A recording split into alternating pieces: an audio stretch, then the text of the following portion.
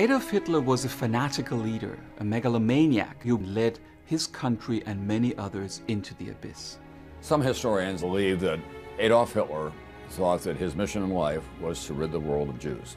That even if he didn't build the Third Reich for 1,000 years, he would be celebrating for eliminating the Jewish population from the world.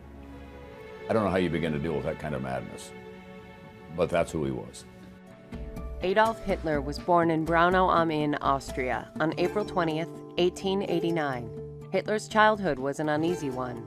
His father died when he was very young, and he was not a good student.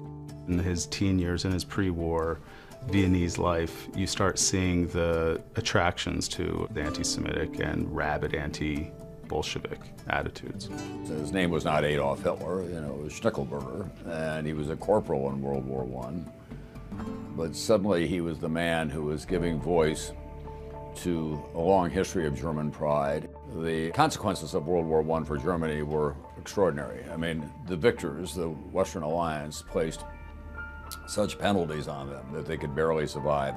And so they were open to the idea of someone like Hitler who could give voice to their most base fears, and he very cannily knew just how to do that. Hitler, very quickly after the World War I, began to engage in political activity, joining and helping start the German Workers' Party in 1919. This party later became the Nazi Party. In 1923, Adolf Hitler conspired with other right-wing politicians to overthrow the Republic. In response to this, Hitler was sentenced to prison, where he wrote Mein Kampf, expressing his radical, rabid beliefs. He was irrationally anti-Semitic, and he was able to use anti-Semitism as a tool for his rise to power.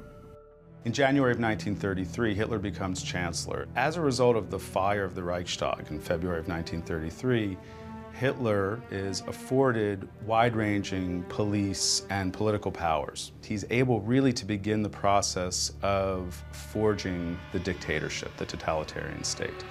People who thought about international policies were very concerned about what Adolf Hitler was up to. Because you would see those great rallies in the streets of Berlin with hundreds of thousands of people marching in uniform and goose-stepping their way down the Platz and raising their arms in salute to Adolf Hitler.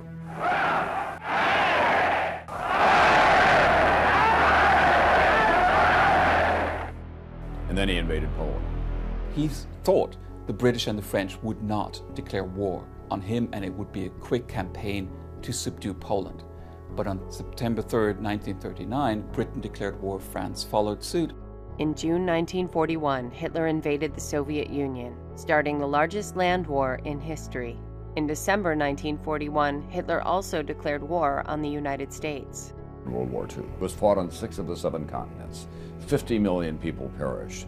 The United States, Great Britain, and the Western Allies were aligned with Russia to try to crush Nazi Germany, Italy, and Japan. Hitler felt adamant that it was his duty to mankind to rid the world of all Jews, and he ordered all possible resources and manpower to fulfill this horrendous task in the so-called concentration camps, the death camps. The Allied invasion of Normandy on June 6, 1944, marked the turning point of the war. In less than a year, Germany would surrender to the Allies.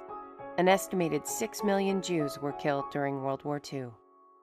In May of 1945, Adolf Hitler committed suicide, together with his wife Eva Braun, whom he married just before that.